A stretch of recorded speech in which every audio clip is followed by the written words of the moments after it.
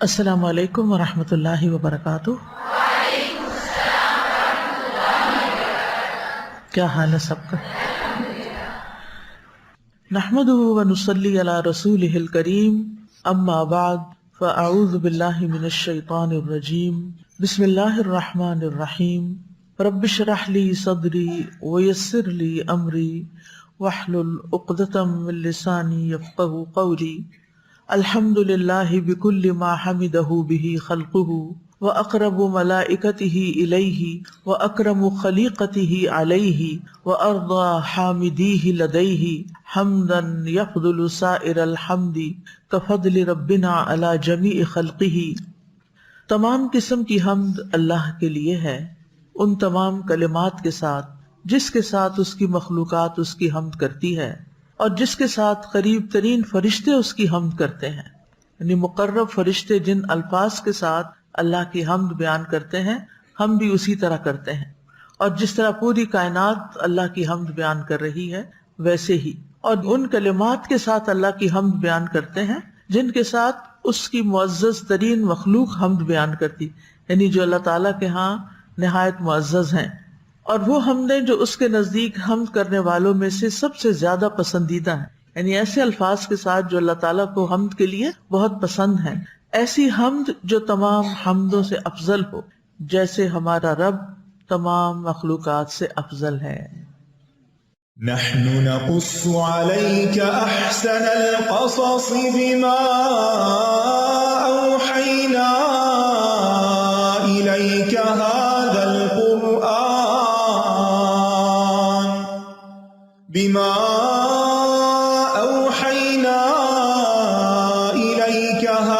القرآن وإن كنت من قبله لمن الغافلين۔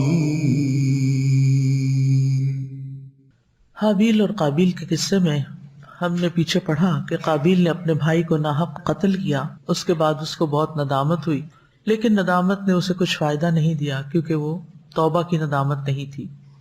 یہ قتل روئے زمین پر سب سے پہلا قتل تھا، اور وہ بھی ناحق قتل تھا۔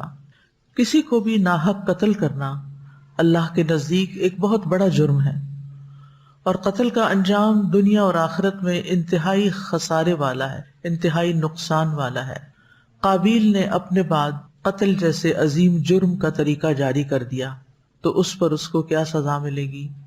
نیکسٹ آیت میں ہم دیکھیں گے، جو کہ اس پورے قصے کا خلاصہ ہے اور آخری آیت ہے۔ من أجل ذلك كتبنا على بني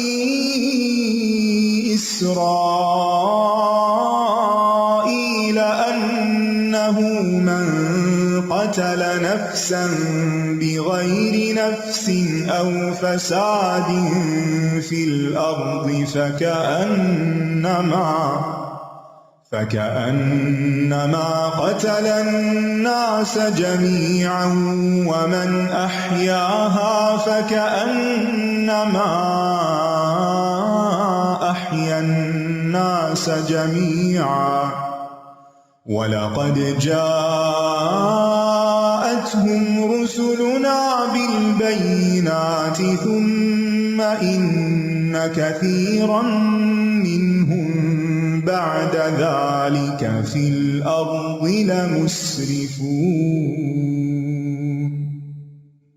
آج ہم آیت 32 سے مطالعہ کریں گے۔ ترجمہ ہے، اسی وجہ سے ہم نے بنو اسرائیل پر فرض کر دیا کہ جس نے کسی جان کو بغیر کسی جان کے بدلے یا زمین میں فساد کے بغیر قتل کیا تو گویا اس نے تمام انسانوں کو قتل کر دیا، اور جس نے اس کی زندگی بچائی تو گویا اس نے تمام انسانوں کی زندگی بچائی، اور یقیناً ان کے پاس ہمارے رسول واضح نشانیاں لے کر آئے، پھر اس کے بعد بھی ان میں سے بہت سے لوگ زمین میں یقیناً زیادتی کرنے والے ہیں۔ یہاں پر اللہ سبحانہ وتعالیٰ یہ بات بیان فرما رہے ہیں کہ قابیل کے قتل کے جرم کی وجہ سے ہم نے بنی اسرائیل کے لیے مشروع ٹھہرایا، یعنی ان کی شریعت میں یہ بات لازم کر دی کہ جس نے کسی شخص کو قتل کیا کہ نہ ہی قصاص کا کوئی سبب تھا اور نہ زمین میں کسی قسم کے فساد کو ختم کرنے کے لیے قتل کیا گیا، وہ فساد جو قتل کا موجب بنتا ہے، جس کی وجہ سے کسی کو قتل کیا جا سکتا ہے، تو اگر کوئی اس کے بغیر قتل کرتا ہے تو گویا اس نے تمام انسانیت کو قتل کیا. یعنی اگر کسی نے کسی کو بے گناہ قتل کیا تو گویا اس نے تمام انسانوں کو قتل کیا، اور اس وجہ سے وہ اللہ کے ہاں بہت بڑی سزا کا مستحق ٹھہرا. اور یہ کہ جو شخص کسی نفس کو قتل کرنے سے باز آ گیا جس کو اللہ نے حرام ٹھہرایا، یعنی اس کا ارادہ بنا پھر اس نے چھوڑ دیا، تو گویا اس نے تمام لوگوں کو زندگی بخشی. چنانچہ ایک انسان کی حرمت کی حفاظت، جان کی حفاظت کرنا تمام انسانوں کی جان کی حفاظت ہے، حرمتوں کی حفاظت ہے. اور پھر آخر میں یہ بات کی گئی کہ بنی اسرائیل کے پاس ہمارے رسول ایسے دلائل، ایسے براہین لائے جو اس کے صحیح ہونے پر دلالت کرتے تھے، جس کی طرف وہ لوگوں کو بلاتے تھے، دعوت دیتے تھے. یعنی ود دلیل وہ لوگوں کو انوائٹ کرتے تھے، جیسا کہ ایمان کی دعوت یا پھر ان احکامات کی دعوت جو اللہ تعالیٰ نے ان پر فرض کیے تھے. لیکن بنی اسرائیل کا جواب کیا تھا یا ان کا رویہ کیا ہوا کہ رسولوں کے آنے کے بعد، نشانیاں دیکھنے کے بعد، دلائل جان لینے کے بعد بھی لوگ اللہ کی حدود سے تجاوز کرتے تھے اور اللہ تعالیٰ کی طرف سے حرام کردہ چیزوں کا ارتکاب کرتے تھے اور اللہ تعالیٰ کے احکامات کو چھوڑ دیتے تھے، حدیں پھلانگتے تھے. آج آپ دیکھیے امت مسلمہ کا حال کیا ہے کہ قرآن مجید کے پڑھنے کے باوجود، مسلمان معاشرے میں رہنے کے باوجود، سارے دلائل معلوم ہونے کے باوجود بھی لوگ بعض اوقات اللہ کی حدوں کو پھلانگتے ہیں، اللہ کی نافرمانیاں کرتے ہیں، اور یہ چیز اللہ تعالیٰ کی غضب کو دعوت دینے والی ہے. تو تھوڑی سی مزید تفصیل کی طرف ہم جاتے ہیں. من اجل ذالک، اس وجہ سے. کون سی وجہ سے؟ ذالک کا اشارہ کس طرف ہے؟ قابیل کے اپنے بھائی حابیل کو حسد اور ظلم سے ناحق قتل کرنے کی وجہ سے جو خرابیاں پیدا ہوتی ہیں، اس بنا پر کتبنا علی بنی اسرائیل، ہم نے بنی اسرائیل پر یہ حکم فرض کر دیا. کتب علی کا مطلب ہوتا ہے کسی پر فرض کر دینا، یعنی یہاں پر اللہ تعالیٰ فرما رہے ہیں کتبنا، اپنی طرف اللہ تعالیٰ اس کی نسبت کر رہے ہیں. یعنی یہ اللہ تعالیٰ کا وہ حکم ہے جو ایسا لکھا ہوا ہے کہ جسے نہ تو مٹایا جا سکتا ہے نہ تبدیل کیا جا سکتا ہے. یعنی کتب کا لفظ کیوں آتا ہے؟ جو بات سنی ہوتی ہے نا کسی سے، ہم نے کہہ دیا، تو ہو سکتا ہے ایک بات کہی گئی ہو لیکن کہنے کے بعد کیا ہوا، سننے والے نے اس میں کوئی تبدیلی کر لی، اپنی مرضی سے اس کو بدل ڈالا. لیکن جو بات لکھی ہوئی ہوتی ہے وہ ریکارڈڈ ہوتی ہے، اس کو نہ مٹایا جا سکتا ہے نہ تبدیل کیا جا سکتا ہے، کیونکہ اگر کوئی مٹائے اسے یا اس کے اندر کوئی چینج کرے تو وہ نظر آ جاتی ہے ایبروگیشن. اب یہاں سوال پیدا ہوتا ہے کہ یہ حکم بنی اسرائیل ہی کے لیے خاص کیوں تھا؟ کیا باقی لوگوں کے لیے نہیں؟ سبھی کے لیے ہے. حکم تو سب کے لیے عام ہے، لیکن خاص طور پر بنی اسرائیل کا ذکر اس لیے کیا گیا کیونکہ یہ پہلی امت تھی جس پر انسانوں کے قتل کے بارے میں جو وعید تھی وہ لکھی ہوئی اتاری گئی. تورات جو تھی اس کو کس نے لکھا تھا؟ اللہ تعالیٰ نے. تورات کو اللہ تعالیٰ نے اپنے ہاتھ سے لکھا تھا. ٹھیک ہے، تو یہ اللہ سبحانہ و تعالیٰ کی طرف سے لکھی ہوئی بات اتاری گئی تھی جس کے اندر کوئی تبدیلی نہیں کی جا سکتی تھی. اس سے پہلے یہ وعید تو تھی لیکن قول کی شکل میں تھی، محض ایک فرمان یا حکم کی شکل میں تھی، اور اب یہاں پر کیا ہے؟ لکھی ہوئی بات.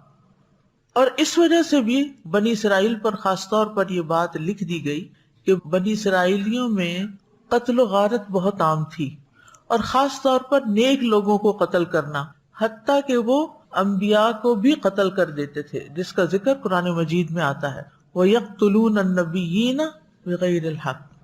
لیکن اس کا یہ مطلب نہیں کہ یہ حکم صرف بنی اسرائیل کے لیے لکھا گیا یا صرف تورات میں آیا، بلکہ انسانی قتل کی ممانعت کا حکم تمام پیغمبروں کی تعلیمات میں ہے.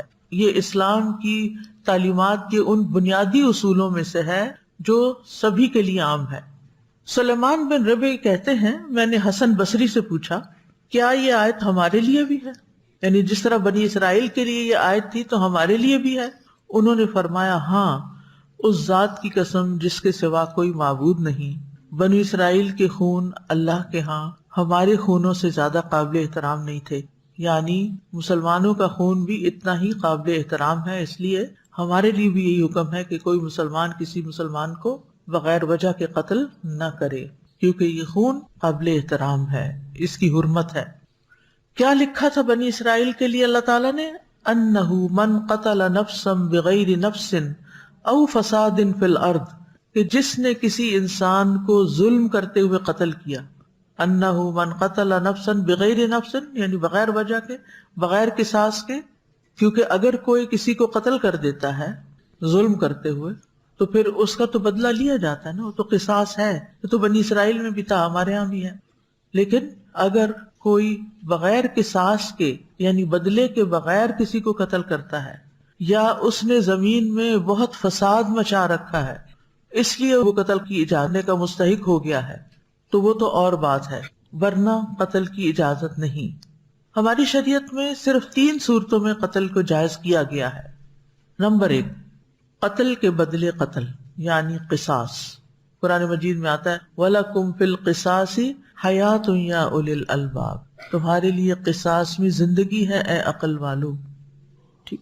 دوسرے، شادی شدہ مرد یا عورت اگر زنا کرے تو حد قائم کرنے کی صورت میں انہیں رجم کر کے مار ڈالنا، یعنی شادی شدہ مرد یا عورت اگر زنا کرے تو حد قائم کرنے کے لیے انہیں رجم کر کے مار ڈالنا۔ رجم تو معلوم ہے نا آپ کو، پتھروں سے جو مارا جاتا ہے۔ نمبر 3، ارتداد کے جرم میں قتل کرنا، یعنی اگر کوئی مرتد ہو جائے تو پہلے اس کو نصیحت کی جائے گی، توبہ کی طرف بلایا جائے گا، لیکن اگر وہ نہیں مانے گا تو پھر اسلامی حکومت میں اس کا حکم کیا ہے کہ اس کو قتل کر دیا جائے۔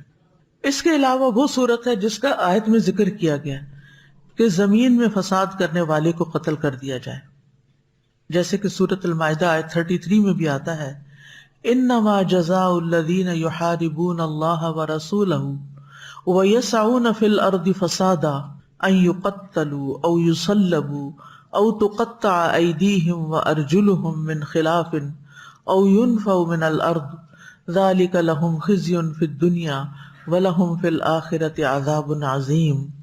ان لوگوں کی جزا جو اللہ اور اس کے رسول سے جنگ کرتے ہیں اور زمین میں فساد کی کوشش کرتے ہیں، یہی ہے کہ انہیں بری طرح قتل کیا جائے یا انہیں بری طرح سولی لٹکا دیا جائے۔ یقتلوا، یعنی صرف یقتلوا نہیں آیا، اسی لیے بری طرح کا لفظ ایڈ کیا جا رہا ترجمے میں۔ یا ان کے ہاتھ اور پاؤں مختلف سمتوں سے بری طرح کاٹے جائیں، یعنی دایاں ہاتھ اور بایاں پاؤں، یا انہیں اس سرزمین سے نکال دیا جائے۔ یہ ان کے لیے دنیا میں رسوائی ہے اور ان کے لیے آخرت میں بہت بڑا عذاب ہے، کیونکہ جو لوگ فساد کرنے والے ہیں وہ امن عامہ برباد کرتے ہیں اور پھر لوگوں کے لیے زندگی خوف سے بھر جاتی ہے، جینا دوبر ہو جاتا ہے، کاروبار رک جاتے ہیں، یعنی بے پناہ مصائب لوگوں کی زندگی میں کھڑے ہو جاتے ہیں۔ لہٰذا ایسا فتنہ فساد کرنے والوں کی سزا بھی بہت سخت بتائی گئی ہے۔ او فساد فی الارض کا معنی کیا ہے؟ او فساد فی الارض یعنی بغیر نفس، اس پر معطوف ہے، یعنی کسی شخص کو بغیر اس کے کہ زمین میں فساد برپا کیا جائے اس کو قتل کرنا جائز نہیں، یعنی فساد ہوگا تو پھر ہی جواز بنتا ہے۔ اب فساد فی الارض میں کیا کیا چیزیں شامل ہیں، یعنی کس کو فساد کہا جائے گا؟ یعنی بچے جو شرارت کر رہے ہوتے ہیں، مثلاً کبھی ایسا بھی ہوتا ہے نا کہ آپ نے کپڑے دھو کے رکھے ہوئے ہوتے ہیں، تاروں پہ ڈالے ہوئے ہوتے ہیں، وہ سارے جا کے اتار کے نیچے پھینک دیتے ہیں، زمین پہ مٹی وغیرہ، اور وہ گیلے بھی ہوتے ہیں، تب وہ تو فساد ہی گئے۔ تو آپ کیا کہتے ہیں، آپ یہ کیا فساد مچا رکھا ہے؟ تو کیا یہ ایسا فساد ہے کہ جس کے اوپر کوئی اتنی بڑی سزا ہوگی؟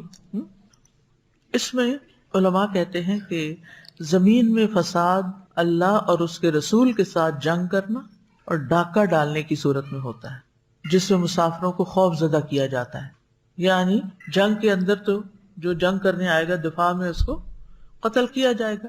اور دوسرا کیا ہے کہ مثلاً جیسے کئی دفعہ ایسے ہوتا ہے نا، یہاں سے آپ ٹریول کرتے ہیں کراچی کی طرف، تو راستے میں بعض اوقات بسیں روک کر جو ڈاکو ہوتے ہیں وہ بس کے اندر گھس آتے ہیں اور دروازے بند کر لیتے ہیں، کسی کو باہر نکلنے کی اجازت نہیں ہوتی، خوف زدہ کرتے ہیں، ہراس کرتے ہیں، اور سب مسافروں سے کہتے ہیں کہ جو کچھ ان کے پاس کیش ہے یا جو بھی ہے وہ نکال دیں۔ یہ ڈاکہ ہوتا ہے نا، دن دہاڑے یا رات کے وقت اچانک کسی پہ حملہ آور، یہ بھی ایسے ہی نا جیسے کوئی دشمن حملہ آور ہو گیا، تو اس سے خوف و ہراس بھی پھیلتا ہے اور لوگوں کی جان، مال، عزت سبھی لٹ جاتی۔ اور بعض اوقات آپ نے دیکھا ہوگا کہ لوگ اسلحے کے بلبوتے پر رائفل دکھا کے گاڑی روکتے ہیں اور کیا کرتے ہیں، لوگوں کے موبائل چھین لیتے ہیں، زیور وغیرہ خواتین کے چھین لیتے ہیں۔ تو یہ لوگ بھی زمین میں فساد پھیلانے والے ہوتے ہیں۔ اس میں آپ دیکھیں کہ بعض اوقات لوگ بڑے عجیب و غریب طریقے اختیار کرتے ہیں. کچھ عرصہ پہلے کسی نے بتایا کہ وہ سڑک پہ واک کر رہی تھی تو اتنے میں ایک گاڑی آ کے رکی تو وہ کہنے لگے کہ ہمارے پاس ہسبینڈ وائف تھے گاڑی میں, تو ونڈو کی طرف عورت بیٹھی ہوئی تھی اور یہ بھی اسی سائڈ پہ جا رہی تھی, تو آواز دے کے ان کو کہتی ہے کہ ادھر آئیں, میرے پاس آپ کے لیے گفٹ ہے. اچھا, اس کا مطلب کیا تھا کہ جب یہ گفٹ لینے کے لیے ہاتھ بڑھائیں گی تو ان کے ہاتھ میں جو چوڑیاں نظر آ رہی ہیں وہ پکڑ کے اتار لیں گی. یعنی اس طرح کے حربے بھی کرتے ہیں, اور اس میں صرف مرد ہی, خواتین بھی شامل ہو جاتی ہیں. تو وہ کہتی ہے کہ میں نے ان سے کہا کہ نہیں شکریہ, میں نہ آپ کو جانتی ہوں نہ مجھے آپ سے گفٹ لینا ہے, کیونکہ بہت سے لوگ لالچ میں آ جاتے ہیں نا اور لینے کے دینے پڑ جاتے ہیں. اب کون سا فساد اس آیت کے حکم میں نہیں آئے گا؟ یعنی عام طور پہ چھوٹے موٹے فساد, لڑائی جھگڑے جس سے زمین میں بدامنی نہیں پھیلتی. مثلا اگر کسی نے کسی کی کوئی چیز جلا دی, کوئی درخت جلا دیا, اس کے کپڑے جلا دیے, تو ہے تو فساد, لیکن اس کے بدلے قتل نہیں کیا جائے گا. یعنی چھوٹے موٹے پیمانے پر, جیسے ہمارے ملک میں کب جلائی جاتی ہیں چیزیں؟ احتجاج کرتے ہیں. پولیٹیکل پارٹیز کا اختلاف ہوتا ہے, ان کے اگر کسی لیڈر کو گرفتار کر لیا جائے تو غریب لوگوں کی موٹر سائیکلیں جلا دی جاتی ہیں.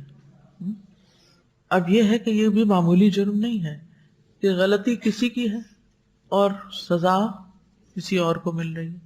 اسی طرح بعض اوقات عالمی سطح پر کوئی مسلمانوں کے خلاف ایسی چیز آتی ہے, رسول اللہ صلی اللہ علیہ وسلم کے خلاف کوئی بات کہی جاتی ہے یا کی جاتی ہے, تو اس میں لوگ کیا کرتے ہیں, اپنے ہی ملک کے دکانوں کے اور مکانوں کے شیشے توڑ دیتے ہیں اور چیزیں تباہ کر دیتے ہیں. تو یہ بھی فساد کی ایک قسم ہے.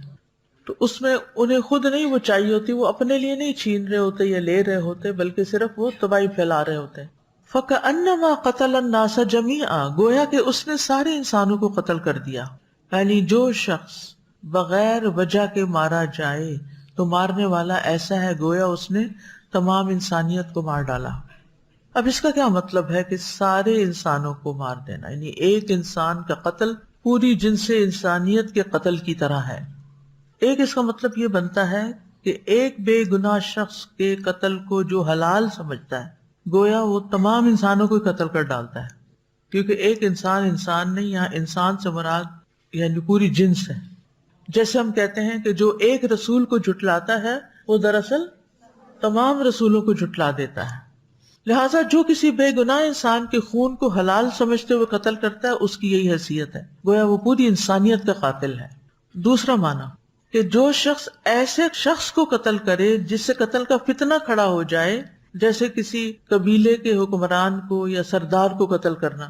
اب کیا ہوگا اگر کسی ملک کا کوئی لیڈر مار دے یا کسی قبیلے کا کوئی سردار مار دے یا کسی اہم پوزیشن پر کوئی شخص مار دیا جائے, تو پھر کیا ہوتا ہے, اس کے نتیجے میں فتنہ بھڑک اٹھتا ہے اور لوگ آپس میں ایک دوسرے کا خون بہانے لگتے ہیں.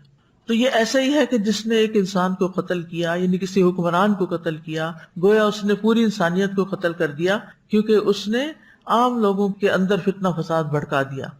تیسری بات یہ کہ ایک کا قتل ہو یا زیادہ لوگوں کا قتل ہو, قصاص میں فرق نہیں آتا. یعنی یہ بھی ایک معنی بیان کیا گیا ہے. مطلب یہ ہے کہ ایک شخص کا قتل گویا تمام انسانوں کا قتل ہے, کیونکہ جب وہ ایک شخص کو قتل کرے گا تو صرف اسی کو قتل کیا جائے گا, اور اگر وہ 10 لوگوں کو قتل کرے گا پھر بھی اسی ایک کو قتل کیا جائے گا, اور اگر تمام لوگوں کو قتل کرے گا تو بھی صرف اسی ایک کو قتل کیا جائے گا. مطلب یہ ہے کہ ایسا شخص قتل کے حکم سے خارج نہیں ہوگا, خواہ وہ ایک کو قتل کرے یا تمام لوگوں کو قتل کرے یا ان میں سے کچھ کو قتل کرے. تو مطلب یہ ہے کہ قتل بالقصاص کا جو قاتل ہے اس کی سزا میں کوئی فرق نہیں ہے, خواہ وہ ایک کو قتل کر کے آئے یا 2 یا 4 یا 10 20 یا سبھی کو. چوتھا معنی یہ ہے کہ ایک کا قتل ہو یا زیادہ لوگوں کا قتل قاتل کے لیے آخرت میں بہت بڑی سزا ہے. کیسے؟ یعنی کہ جس نے ایک شخص کو قتل کیا گویا اس نے تمام انسانیت کو قتل کر دیا, تو اس کا بدلہ کیا ہوگا؟ جہنم کی سزا ہوگی, چاہے وہ ایک کو قتل کرے یا زیادہ کو قتل کرے. یعنی ایک کا قتل سب کے قتل کے برابر ہے, یہ مطلب ہے. ایک شخص کا قتل is equal to everybody's قتل, کہ ایک کو قتل کر کے بھی جہنم میں جائے گا اور 1,00,000 کو بھی قتل کر کے اسی جہنم میں جائے گا. کیونکہ سورۃ النساء میں آتا ہے کہ قاتل کا بدلہ کیا ہے؟ جہنم خالدن فیہا وغضب اللہ علیہ ولعنہ وأعد له عذابا عظیما، وہ جہنم ہے، اس میں ہمیشہ رہنے والا ہے، اور اللہ اس پر غصے ہو گیا اور اس نے اس پر لعنت کی اور اس کے لیے بہت بڑا عذاب تیار کیا۔ یہ سارے معنی تو علماء نے کیے ہیں، یعنی صرف اس لیے کہ آپ گہرائی میں جا کے دیکھیں کہ تفسیر کیسے کی جاتی ہے، کس کس اینگل سے چیزوں کو سمجھا جاتا ہے۔ لیکن جو پہلا معنی ہے وہی زیادہ واضح ہے اور یہی افضل ہے، راجح ہے۔ وہ کیا ہے؟ جو ایک قتل کرتا ہے گویا اس نے انسانی جان کی حرمت پامال کر دی۔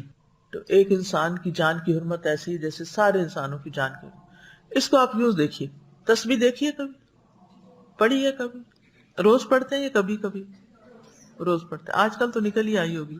تسبیح سے یہ فائدہ ہوتا ہے کہ وہ ریمائنڈر دے دیتی ہے۔ اب ہوتا یہ کہ جب ہاتھ پہ پڑھنا شروع کرتے ہیں نا، افضل یہی ہے، یہ میں آپ کو بتا دوں، کیونکہ قیامت کے دن انگلیاں بولیں گی، تو جہاں تک ممکن ہو ہاتھوں پہ پڑھ لیں، لیکن چھوٹی گنتی ہاتھوں پہ ٹھیک رہتی ہے، 33 بار تک وغیرہ۔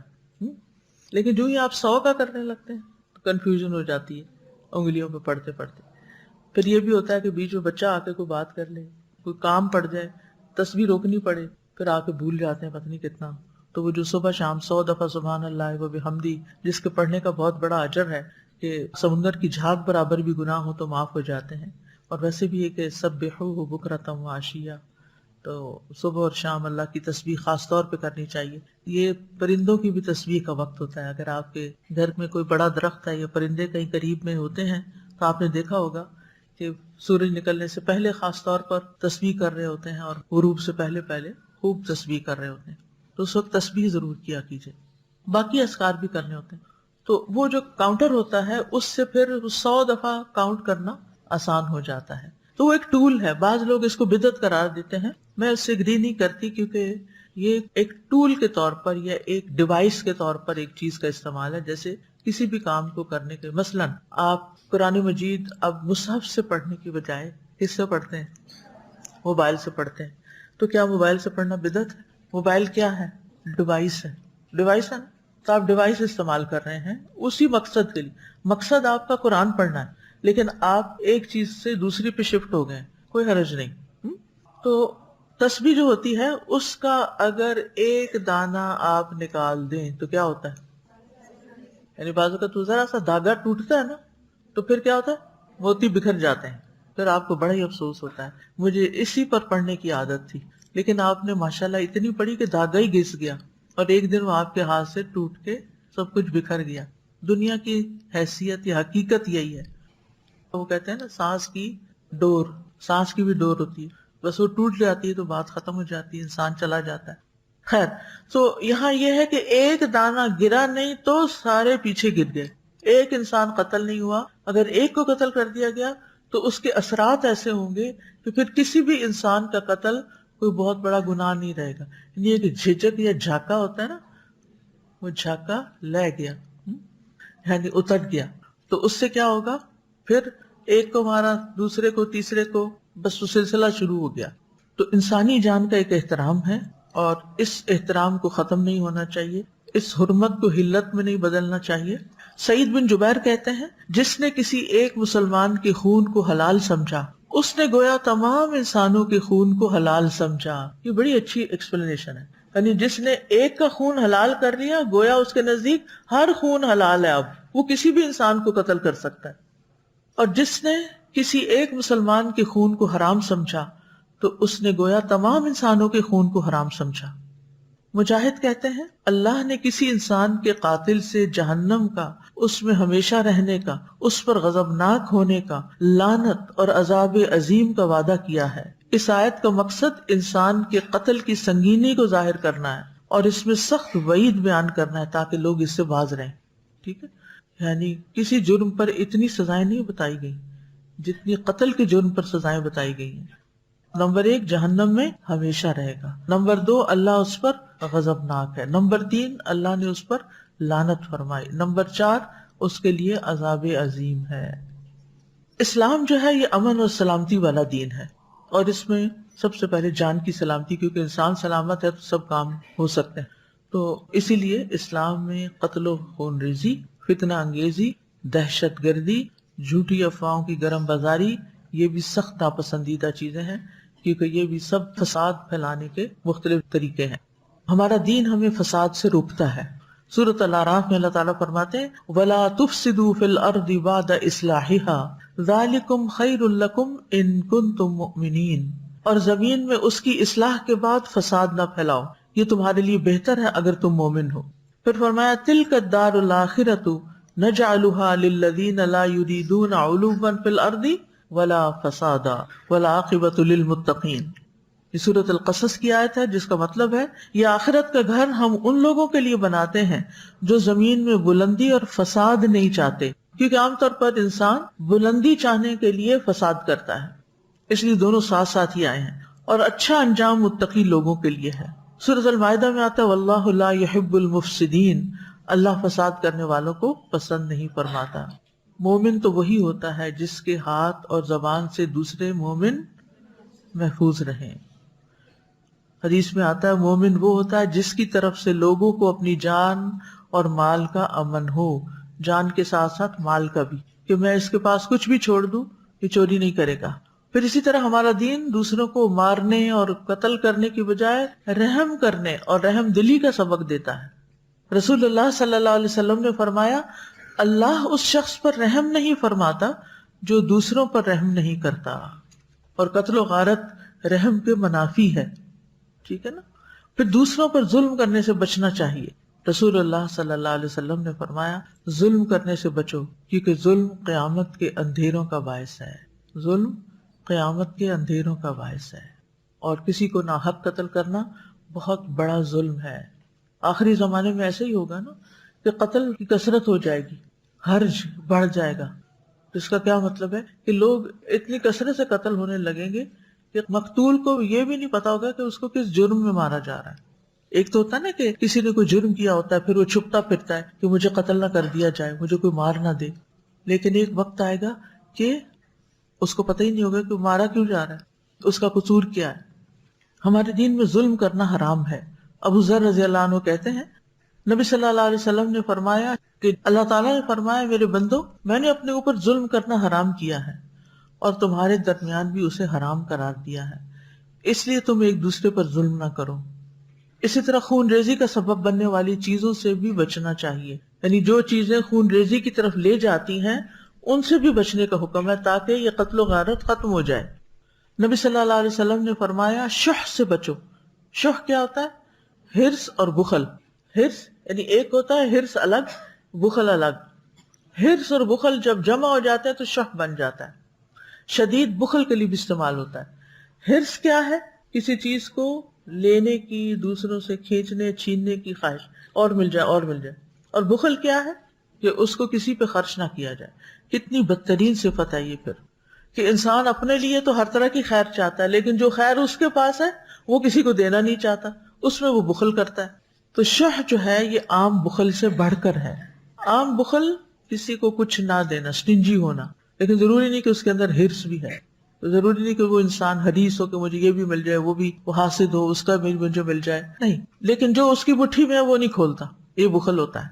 اور شح جو ہے اس میں دوسروں کا کھینچنے اور چھیننے کی خواہش اور اپنا کسی کو نہ دینے کی. تو جس معاشرے کے اندر یہ بڑھ جاتا ہے وہاں قتل و غارت ہو جاتی ہے. مسند احمد کی روایت ہے رسول اللہ صلی اللہ علیہ وسلم نے فرمایا شح سے بچو کیونکہ شح نے تم سے پہلی قوموں کو ہلاک کر دیا تھا. ظاہر ہے کہ جب کوئی کسی کا مال چھینے گا تو ہلاکت ہی ہوگی، اور جو اس کے پاس ہے غریب کو نہیں دے گا، بھوکے کو نہیں دے گا، تو وہ چوری کرے گا، ڈاکہ مارے گا. فرمایا اور اسی شح نے انہیں آپس میں خون ریزی اور محرمات کو حلال سمجھنے پر آمادہ کر دیا. یعنی اس حرص اور بخل کی وجہ سے لوگ حرام کاموں کا ارتکاب کرنے لگے، حرام کو اپنے لیے انہوں نے حلال کر لیا. تو من اجل ذالک کتبنا علی بنی اسرائیل، اس کی کافی وضاحت ہم کر چکے ہیں لیکن چند باتیں مزید بھی، کہ بنی اسرائیل کے اوپر یہ حکم کیوں لکھ دیا گیا کہ جس نے ایک جان کو قتل کیا اس نے گویا تمام انسانوں کو قتل کیا. کیونکہ بنی اسرائیل میں یہ خرابی بہت آگے تک جا چکی تھی. اگرچہ یہ حکم دیگر اقوام کو بھی ان کے پیغمبروں کے ذریعے دیا جا چکا تھا، لیکن بنی اسرائیل کو خاص طور پر دیا گیا کیونکہ وہ تو انبیاء کو بھی نہیں چھوڑتے تھے اور انصاف کا حکم دینے والوں کو بھی قتل کر دیتے تھے. تو جب ان میں قتل بڑھ گیا اور قتل کو ہلکا سمجھنے لگے تو اللہ تعالیٰ نے ان کی سزا بھی شدید کر دی. جیسا کہ ایک اور روایت کے مطابق بنی اسرائیل کی عورتوں نے جب تبرج کیا تو ان پر حیض مسلط کر دیا گیا. اب آپ سوچ رہے ہوں گے کہ حیض تو حضرت حوا کے زمانے سے چلا آ رہا ہے، تو بنی اسرائیل کی عورتوں پر کیسے مسلط کر دیا گیا؟ اور یہ تبرج کی سزا تھی. جیسے بنی اسرائیل کے لیے قتل کی سزا کیا بتائی گئی کہ اتنا بڑا جرم کہ گویا ساری انسانیت کو قتل، یعنی حکم میں شدت کا اظہار. تو حیض تو حضرت حوا کے زمانے سے تھا. نبی صلی اللہ علیہ وسلم نے فرمایا حضرت عائشہ کو جب حج کے موقع پر ان کو حیض آ گیا تھا تو آپ نے کیا فرمایا کہ یہ اللہ نے آدم کی بیٹیوں پر لکھ دیا ہے. تو بنی اسرائیل کی عورتوں پر حیض مسلط کر دینے سے کیا مراد ہے؟ حیض مسلط کر دے، کچھ سمجھ آ رہی؟ حیض جاری کر دیا گیا نہیں کہا گیا، حیض مسلط کر دیا گیا. علماء اس کی توضیح کو یوں کرتے ہیں کہ عمومی طور پر خواتین کے اندر حیض کی مدت 6-7 دن ہوتی ہے، کچھ کے لیے اس سے کم، کچھ کے لیے تھوڑی بہت اس سے زیادہ. مگر بنی اسرائیل کی عورتوں کو 15-15 16 دن حیض آتا تھا، یعنی اس کی مدت طویل کر دی گئی. اور اس میں وہ بہت جوش بھی مارتا تھا، یعنی ایک طرح سے بطور عقوبت، بطور سزا. جیسے کہ پہلے بھی ہم ذکر کر چکے ہیں نا کہ غلط کام کرنا یا نہ کرنا اس کا انسان کو اختیار دیا گیا ہے، لیکن جب وہ غلط کام اپنی چوائس کے ساتھ، اپنی مرضی کے ساتھ کر لیتا ہے تو پھر اس کا جو نتیجہ ہے وہ اس کے ہاتھ میں نہیں رہتا. اللہ تعالیٰ چاہے تو دنیا میں بھی کوئی سزا دے دے، وہ چاہے تو اس کو آخرت کے لیے مؤخر کر دے. بنی اسرائیل پر قرآن مجید کی روح سے کوئی اور سزا مسلط کی گئی تھی، کچھ یاد ہے آپ کو؟ سورۃ البقرہ پڑھنے والوں کو ان کو کیا بنا دیا گیا تھا؟ اور کیا بنا دیا گیا؟ اور ان پر کیا کی گئی؟ لعنت کی گئی. اور یہ سب کچھ یہاں بھی من اجل ذالک ہے نا، وہاں بھی کیا فرمایا؟ ذالک جزیناہم ببغیہم، ان پر کچھ کھانے حرام کیے گئے تھے جو باقی امتوں میں حلال تھے. یاد رکھیے جب کوئی قوم اجتماعی طور پر کسی برائی کا ارتکاب کرنے لگتی ہے تو پھر اللہ سبحانہ وتعالیٰ کی طرف سے مختلف طرح کی سزائیں بھی آتی ہیں. ہمیں افراد کے بارے میں پن پوائنٹ کر کے یہ نہیں کہنا چاہیے کہ اس لڑکی کو یہ بیماری ہے لہٰذا اس کی وجہ یہ ہے کہ اس نے کوئی یہ کام کیا ہوگا، کوئی غلط کام کیا ہوگا. اس سے پرہیز کریں. عمومی حکم ہے، ہر ایک کو آئینہ میں اپنے آپ کو دیکھ لینا چاہیے. تو اس دنیا میں بھی مکافات عمل ہوتا ہے. بعض اوقات ہم سمجھتے ہیں کہ ہم جو جی چاہے کریں، کچھ نہیں ہوتا، میں سب کو مزہ چکھا دوں گی، میرا کوئی کچھ نہیں بگاڑ سکتا. جب اللہ تعالیٰ ڈھیل دیتا جاتا ہے تو ہم گناہوں پہ دلیر ہوتے جاتے ہیں، دلیر ہوتے جاتے، کیا فرق پڑتا. لیکن جب پکڑ آتی ہے دنیا میں تو پھر ہم کہتے ہیں ہماری کوئی دعا سنی نہیں جا رہی، ہماری کوئی دعا قبول نہیں ہو رہی. تو اس کا حل کیا بتایا گیا؟ پھر کیا کرو کہ دعائیں قبول ہونے لگیں. پھر کیا بتایا گیا کہ کیا پڑھو کہ اللہ تعالیٰ بارشیں برسائے، مال دے استغفار، اولاد دے استغفار. ہر گناہ کا ایک اثر ضرور ہوتا ہے، کہیں اور ہو یا نہ ہو، سب سے پہلے انسان کے اپنے دل کے اوپر ہوتا ہے. کیا ہوتا ہے دل پر؟ سیاہ نقطہ لگتا ہے نا. توبہ کر لیں، استغفار کر لیں تو کیا ہوتا ہے؟ صفائی ہو جاتی ہے. اور اگر توبہ نہیں کرتے تو کیا ہوتا ہے؟ ایک گناہ کے بعد ایک اور گناہ کا دروازہ کھل جاتا ہے، انسان ادھر داخل ہو جاتا ہے، اس کے بعد ایک اور پھر شر پھیلتا ہی چلا جاتا ہے، خرابیاں پھیلتی چلی جاتی ہیں. اور بعض اوقات انسان اس دنیا میں کسی نہ کسی حوالے سے اس کا نتیجہ دیکھ لیتا ہے. کچھ لوگوں کو تو سمجھ آ جاتا ہے، جن کے دل روشن ہوتے ہیں نا، جو توبہ کر لیتے ہیں، روشن ہو جاتے ہیں دل، ان کو سمجھ آ جاتی ہے کہ یہ جو میرے ساتھ ہو رہا ہے نا، یہ میرے فلاں گناہ یا غلطی کی وجہ سے ہو رہا ہے، یہ میری اپنی زیادتی کی وجہ سے ہو رہا ہے. اسی لیے عموماً پریشانی کے موقع پہ کیا پڑھا جاتا ہے؟ لا الہ الا انت سبحانک انی کنت من الظالمین. خاص طور پر جو چیزیں انسان کے غم، فکر، پریشانی میں اضافے کا باعث بنے. کذالک ننجی المؤمنین. تو رنج و غم کا علاج بھی آیت کریمہ ہے، کیونکہ غلطی کہیں نہ کہیں ہماری اپنی ہوتی ہے اور ہم کر کے بھول چکے ہوتے ہیں. بعض اوقات ہم کسی کا ایسا دل دکھاتے ہیں کہ اس کی ہمیں آہ لگ جاتی ہے، وہ تڑپ اٹھتا ہے اور ہمیں پرواہ بھی نہیں ہوتی اور ہم توبہ بھی نہیں کرتے، تو پھر اللہ تعالیٰ ہمیں کسی ایسی چیز میں ڈالتے ہیں کہ ذرا ہم بھی تڑپ لیں تھوڑا. تو اس لیے اپنی زبان، اپنے ہاتھ بہت احتیاط سے استعمال کرنے کی ضرورت ہے کہ ہم کسی پر زیادتی نہ کر جائیں.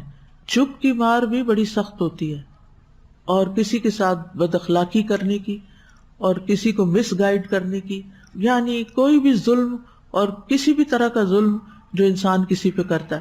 تو آپ یہ دیکھیں، من اجل ذالک، یہ 3 لفظ ہیں، بڑے اہم ہیں. اس وجہ سے کہ قتل و غارت عام ہو گیا اور وہ قابیل کے نقش قدم پر تھا، اور پھر بنی اسرائیل کو تو ہم نے لکھ کے یہ بات دے دی، اور آج ہمیں بھی اس بارے میں بہت تاکید کی گئی. آگے جا کے میں کچھ اس کا ذکر کروں گی. تو اگر ہم کسی بیماری میں مبتلا ہو جائیں تب بھی استغفار کی ضرورت ہوتی ہے، اور لا الہ الا انت سبحانک انی کنت من الظالمین. اللہ، میں نے ہی اپنی جان پہ ظلم کیا ہوا ہے، میرا اپنا ہی قصور ہے، میری ہی ذاتی. اور واقعی ہوتا ہے ایسے. آپ دیکھیں، جب تک نہیں پتا تھا کہ چینی یا شوگر جو ہے یہ نقصان دہ ہے تو شوق سے چینی کی چیزیں کھاتے رہے، کبھی کوئی کبات محسوس ہی نہیں کی. اور ابھی تک بہت سارے لوگ انتہا درجے کی شوگر ہوتی ہے کولڈ ڈرنکس میں، کتنے شوق سے پیتے ہیں بغیر روک ٹوک کے. کہتے اتنا ریجنٹ نہیں ہونا چاہیے، کچھ نہیں ہوتا. بعض اوقات ایک حصہ باقی چیزیں ہوتی ہیں، 2 حصے شوگر ہوتی ہے اس میں یا اس سے بھی زیادہ ہوتی ہے. آئس کریم میں حد درجے کی مٹھاس ہوتی ہے، لیکن لوگ شوق سے کھاتے ہیں اور ان کو ذرا بھی خوف خطرہ نہیں ہوتا کہ اس کے کوئی برے کانسیکوینسز. بعض لوگ تو کھانے کی جگہ آئس کریم کھا رہے ہوتے ہیں، خاص طور پہ بچوں کو آپ دیکھیں، اور وہ سمجھتے کچھ نہیں ہوتا، کچھ نہیں ہوتا. ہاں واقعی کچھ نہیں ہوتا. ابھی تو کچھ نہیں ہوا، اس کا یہ مطلب نہیں کہ کچھ ہوگا بھی نہیں. جو کچھ جا رہا ہے ہمارے اپنے اندر جمع ہو رہا ہے، کہیں نہ کہیں کسی نہ کسی طرح نکلے گا. تو جن لوگوں کو تو سمجھ آ جاتی ہے نا، وہ تو بچنے لگتے ہیں، وہ تو پرہیز شروع کر دیتے ہیں. اسی طرح جن لوگوں کو گناہوں کے نقصان کی سمجھ آنے لگتی ہے وہ پرہیز شروع کر دیتے ہیں. ان کے لیے پھر پرہیز مشکل نہیں ہوتا، اور اسی کا نام پرہیزگاری ہے، گناہوں سے بچنے کا. ورنہ انسان تیار رہے خود نتائج بھگتنے کے لیے، الا یہ کہ توبہ کر لے. پھر فرمایا ومن احیاہا، اور جس نے اس کو زندہ کیا، یعنی انسانی جان کو بچا لیا، فکأنما احیا الناس جمیعا، اس کا ثواب ایسا ہے جیسے اس نے پورے انسانوں کو، دنیا بھر کے انسانوں کو بچا لیا. اور یہ بہت عظیم بات ہے، بہت بڑی بات ہے، بہت بڑا ریوارڈ ہے یہ، اور اس میں ایک ترغیب دی گئی. اچھا، ایسا ہوا کہ ایک دن ایک ڈاکٹر ہیں جو بہت اچھی، ان سے میری ملاقات ہوئی کسی کام کے سلسلے میں. تو اس دوران جب وہ مجھے دیکھ رہی تھی تو ساتھ ساتھ انہوں نے کچھ بات چیت شروع کر دی. تو کہنے لگی مجھے اپنی ان دوستوں پر بہت رشک آتا ہے کہ جو ڈاکٹری چھوڑ کر قرآن پڑھنے پڑھانے میں لگی ہوئی ہیں. بس اب انہوں نے ڈاکٹری چھوڑ دی ہے، وہ صرف یہ کرتی ہیں. آپ کا کیا خیال ہے کہ مجھے بھی یہی کرنا چاہیے؟ کیا جواب ہونا چاہیے تھا؟ میں نے وہاں تو ہنستے ہوئے چھوٹا سا جواب دیا کہ اگر آپ جیسے لوگ بھی یہ کام چھوڑ دیں تو پھر ہم جیسوں کا کیا بنے گا، یعنی ہم کیا کریں گے. اب آپ دیکھیں کہ ایک شخص ایکسیڈنٹ میں انجرڈ ہسپتال پہنچتا ہے اور وہاں عملہ ہی کوئی نہیں، تو یہ جان بچے گی یا جائے گی؟ سارا بلیڈ ہو جائے گا تو مر جائے گا. لیکن ایک شخص، اس کی ڈیوٹی نہیں بھی، وہ آگے بڑھ کر اس کی مرہم پٹی کرتا ہے، اس کا علاج کرتا ہے، اس کو دوا دیتا ہے، اس کی زندگی بچ جائے گی. تو کیا ہوگا؟ گویا اس نے تمام انسانوں کو بچا لیا. اب یہ ہوتا ہے کہ ڈاکٹر بننے کے بعد یہ اتنا مشکل پیشہ ہے نا، کیونکہ میں نے تو گھر میں دیکھا ہے، اتنا مشکل پیشہ ہے یہ کہ جس میں پوری زندگی انسان آرام نہیں کر سکتا. یعنی یہ اپنے نیند، آرام، ہر چیز کو قربان کرنے کا نام ہے. اس میں آپ کو رات کو کال آ سکتی ہے، اس میں آپ کو دن کو کال آ سکتی ہے، اس میں آپ کو خاص طور پر جو لوگ ہاؤس جاب کرتے ہیں ان کو 36 گھنٹے کام کرنا پڑتا ہے. ان کا اسٹیمنا بلڈ کیا جاتا ہے پریکٹیکل فیلڈ میں اترنے سے پہلے کہ وہ اپنی نیند کو کیسے قربان کر سکتے ہیں، اور نیند کی کمی کے باوجود وہ مریض کا صحیح ڈائگنوسس اور علاج کیسے کرتے ہیں. پھر اسی طرح صرف یہ نہیں ہوتا کہ آپ نے پڑھ لیا، ایک دفعہ ڈگری لے لی ایم اے کی، اور اب آپ ساری زندگی کے لیے ایم اے ہیں. ڈاکٹر بننے کے بعد ہر کچھ عرصے کے بعد اپنے آپ کو اپڈیٹ کرنا پڑتا ہے. پھر کوئی نیا ایگزام آ جاتا ہے، پھر کوئی نیا ایگزام آ جاتا ہے، پھر کوئی اگلا ایگزام. اور یہ آسان کام نہیں ہوتا، بعض امتحان انتہائی مشکل ہوتے ہیں، اور اس کے لیے ساری چیزوں کو قربان کرنا پڑتا ہے، سوشلائزنگ کو، پارٹیز کو، شادیوں کو، اس کو اس کو، کیونکہ آپ کو مشکل امتحان دینے اور پاس کرنا ہے سرٹیفکیشن کے لیے.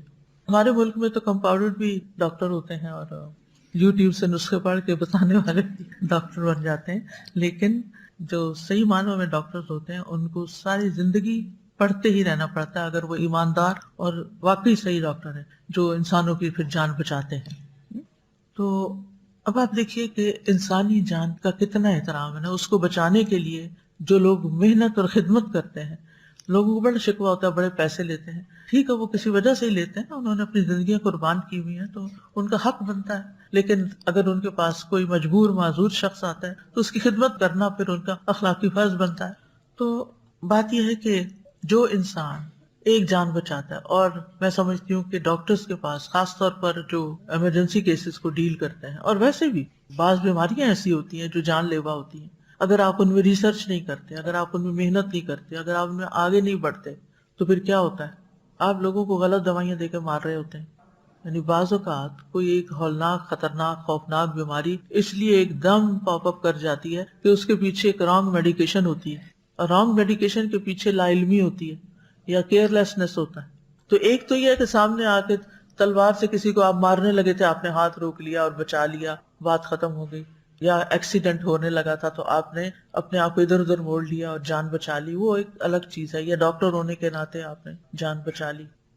لیکن اپنے فیلڈ کے اندر ایماندار ہونا، مستقل طور پر ایمانداری کے ساتھ، جاگتے ضمیر کے ساتھ اپنے علم کو پختہ کرنا، مریض میں پوری دلچسپی لینا، آخری حد تک یہ جاننے کی کوشش کرنا کہ اس کا مرض اصل میں کیا ہے، اس کو اتنا انویسٹیگیٹ کرنا، بعض کوئی مریض بھی تنگ پڑ جاتا ہے، لیکن اتنا انویسٹیگیٹ کرنا کہ اصل چیز سامنے آئے اور اس کے بعد پھر کچھ پرسکرائب کیا جائے اور پھر مریض صحت یاب ہو جائے، تو گویا آپ نے ایک مریض کو مرنے سے بچا لیا، آپ نے پوری انسانیت کو بچا لیا، کیونکہ آپ کے جو ریسرچ ہوگی اس سے کیا ہوگا، وہ پبلش ہوگی، اسے اور لوگ پڑھیں گے، اس سے اوروں کی جانیں بچیں گی، وہ سلسلہ کتنا دور تک جاتا ہے۔ تو اس لیے بہت ضروری ہے کہ انسان جس بھی فیلڈ میں اس میں آنےسٹ ہو، لیکن خاص طور پر جہاں انسانوں کے ساتھ معاملہ ہو۔ اچھا، بعض اوقات ہم کسی کی جان تو نہیں لیتے، لیکن کیا لے لیتے ہیں، اس کی ذہنی صحت، اس کی خوشیاں، ان کے قاتل ہو جاتے ہیں۔ یعنی کچھ لوگ لوگوں کو اتنا ٹارچر دیتے ہیں کہ ان کے لیے ہوش و حواس کے ساتھ زندہ رہنا مشکل ہو جاتا ہے، اتنے تکلیف دیتے ہیں، اتنے تانے دیتے ہیں، اتنا فساد پھیلاتے ہیں گھر میں۔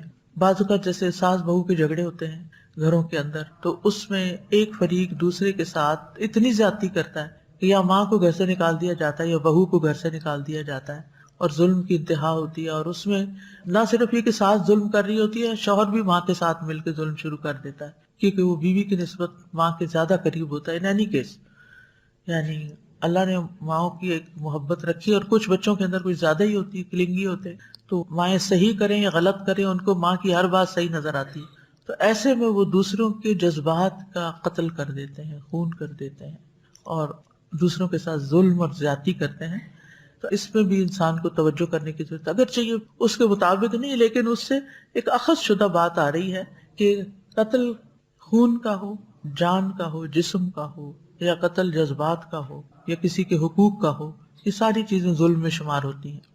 اور اگر آپ کسی کو سپورٹ دیتے ہیں، کسی کی کاؤنسلنگ کرتے ہیں، کسی کو بیک ٹو لائف لے آتے ہیں، کسی کو جو بہت ڈپریشن میں جا رہا تھا اس کو باہر نکال کے اس کو کسی کام کا بنا دیتے ہیں، تو یہ بہت بڑی خدمت ہے، بہت بڑا کام ہے۔ تو اس لیے لوگوں کے چھوٹے چھوٹے مسائل سن لینا، لوگوں کی الجھنوں کو دور کر دینا، ان کی کنفیوژن دور کر دینا، ان کی زندگیوں میں خوشی بھر دینا، ان کو تھوڑی سی کمپنی دے دینا، اور خاص طور پر بوڑھے لوگ جو تنہائی کا شکار ہو جاتے ہیں، یہ بہت بڑے نیکی کے کام ہیں جن کی طرف سے عام طور پر ہم غافل ہوتے ہیں اور ہم بور ہونے لگتے ہیں، کیونکہ آپ کو پتہ ہے ہنستے کھیلتے لوگوں کے ساتھ اٹھنا بیٹھنا سبھی کو اچھا لگتا ہے، بیماروں کے ساتھ رہنا کس کو پسند ہے؟ وہ تو کہتے ہیں کب ہماری جان چھوٹے، یہ تو ہماری جان پہ بن گئی۔ یعنی بعض اوقات کوئی بچہ یا اکلوتا بچہ ماں باپ کی اتنی خدمت کر رہا ہوتا ہے، اور میرا یہ فرسٹ ہینڈ ایکسپیرینس ہے کہ بعض اوقات ایسے لوگوں کو دیکھ کے جب میں رش کرتی ہوں اور اگر میں ان کو دعا دیتی ہوں یا ان سے کہتی ہوں کہ آپ اس وقت زمین کا سب سے بڑا نیکی کا کام کر رہے ہیں، تو بعض اوقات ان کے ریاکشن بڑے عجیب ہوتے ہیں، یعنی وہ اس پر شکر ادا کرنے کی بجائے الٹا کہتے ہیں کہ اللہ ایسی آزمائش میں تو کسی کو نہ ڈالے۔ یعنی مجھے کچھ لوگوں کے منہ سے اس سے ملتے جلتے جملے سننے پڑے کہ جو ماں باپ کی خدمت سے اور بوڑھے ماں باپ کی خدمت سے اور ان کے آخری وقت کی خدمت سے اتنے تنگ آئے ہوئے تھے کہ انہوں نے اس کا اظہار بھی کر دیا. ہونا تو یہ چاہیے تھا کہ اگر کسی نے کہہ دیا کہ آپ بہت بڑی نیکی کا کام کر رہے ہیں, اللہ نے آپ کو اس خدمت کے لیے چنا ہے, آپ بڑی خوش قسمت انسان ہیں, تو آپ کہیں الحمدللہ کہ اللہ نے چنا ہے, چاہے آپ تھکے ہوئے ہیں, کچھ بھی ہے, لیکن محنت ہمیں کرنی ہی پڑتی ہے.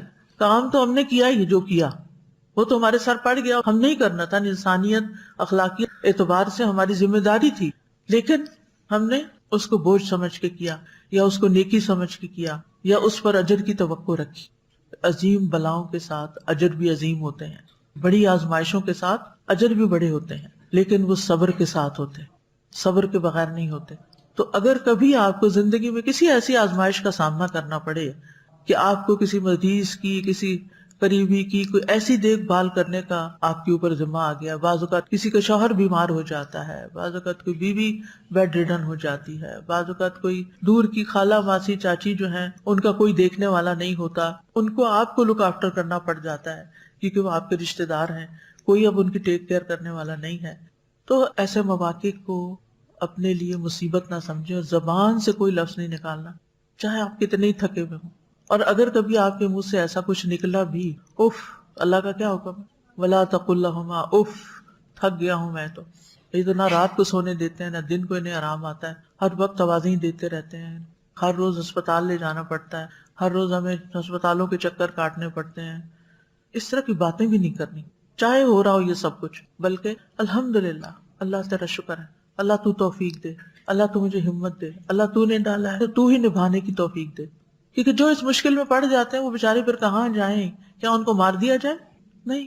اسی طرح کچھ لوگ معذور ہوتے ہیں, بعض لوگ معذوروں کے ساتھ بھی کام نہیں کرنا چاہتے کیونکہ ان سے دیکھا نہیں جاتا. بعض اوقات مینٹلی ڈسیبل ہوتے ہیں لوگ, وہ ایسی حرکتیں کرتے ہیں کہ جس میں بعض اوقات ان کے جسم سے غلاظت ان کے ساتھ چمٹی ہوئی ہوتی ہے, تو ان کو نہیں پتا کہاں پیشاب کرنا ہے. پیریڈ لڑکیوں کو آئے ہوئے ہیں تو وہ جسم میں ایسا ہو رہا ہے, ان کو سنبھالنا بھی, وہ آگے سے اگریسو ہو جاتے ہیں, بات نہیں سنتے, سمجھتے نہیں. لیکن یہ انسان ہے, انسانیت کا ایک احترام ہے, ان کی بھی خدمت اور ان کے لیے بھی کام. مگر افسوس کے ساتھ کہنا پڑتا ہے کہ اس فیلڈ میں مسلمان بہت پیچھے ہیں. اگر ان سارے فیلڈ میں دیکھیں, کوڑی کو کبھی سنا نام؟ کوڑی کیا ہوتا ہے؟ کوڑی, کوڑ کا ایک مرض ہوتا ہے, ایسے زخم ہو جاتے ہیں جس میں ہاتھ پاؤں جھڑنے لگتے ہیں نا, بہت مشکل کام ہوتا ہے. اور گھر والوں کے لیے بھی وہ مصیبت ہوتے ہیں اور کوئی ان کے لیے آسرا ٹھکانا نہیں ہوتا. تو آپ کو پتا ہے کہ پاکستان میں وہ اس کا ہاسپٹل ایک جرمن نے آ کے بنایا تھا, اور اسی طرح بہت سے معذوروں کے.